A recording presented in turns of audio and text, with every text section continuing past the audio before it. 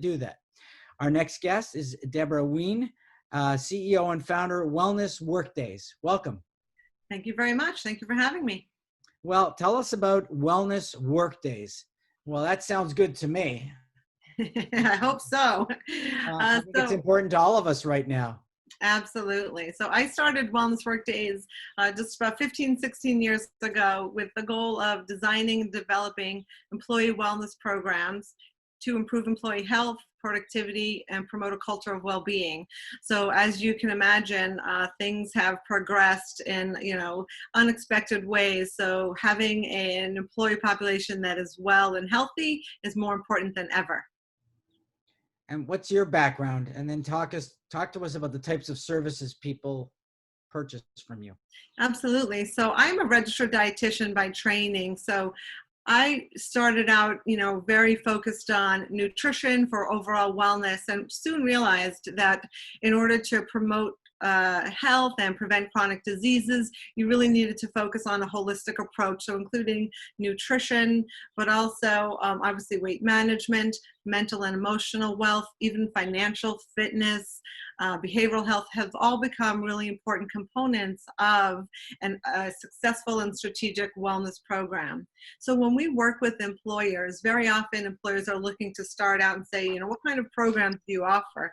But it doesn't so much matter the implementation of the programs until you really consider an assessment and a strategy piece related to that. So for instance, we really like to and need to assess an employee population so that we can understand what are the employees' needs and interests with regards to overall well-being. Also, we need to look at the organization and truly understand what are the healthcare costs and claims and trends that are affecting the population. And of course, what is the focus of senior leadership? Why are they looking to incorporate wellness and well-being into their approach? Whether that is for healthcare costs, savings, or if it's for productivity or absenteeism, presenteeism, productivity, it really determines how we approach a program for a client. So once we've assessed and understand some of that background information, both qualitative data and quantitative data, then we'll set up a strategy. So we'll really try to understand, what are we solving for? What are we looking to accomplish? And what I find so interesting is that so many clients are different in their approaches.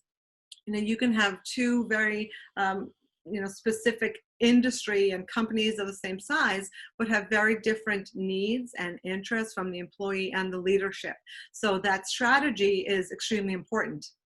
Then once we've completed an assessment and strategy, then we can focus more on the implementation, which is really the fun part. So as you mentioned, whether we're doing nutrition programs, and now everything's really virtual, but if we're doing nutrition behavior change programs, or if we're doing lunch and learns or cooking demos, or if we're talking about mindfulness, whether it be a small short meditation, or if we're doing a 30-day approach to resiliency and positivity, we're really going to incorporate those specific programs through technology or through on-site one-on-one personal behavior change, including an intensive coaching program that we might bring to employers. Then the final piece of that cycle is the evaluation. So it's important to evaluate all aspects of an employee wellness program. Very often, we'll get reports from employers who will show us and say, well, we had 350 people participate. And what's important to know is that, did we have 350 people participate in one program each, or did we have 50 people participate in a program each 7 times? So we're trying to look at the overall participation, but more importantly, the engagement of an organization's employee wellness program.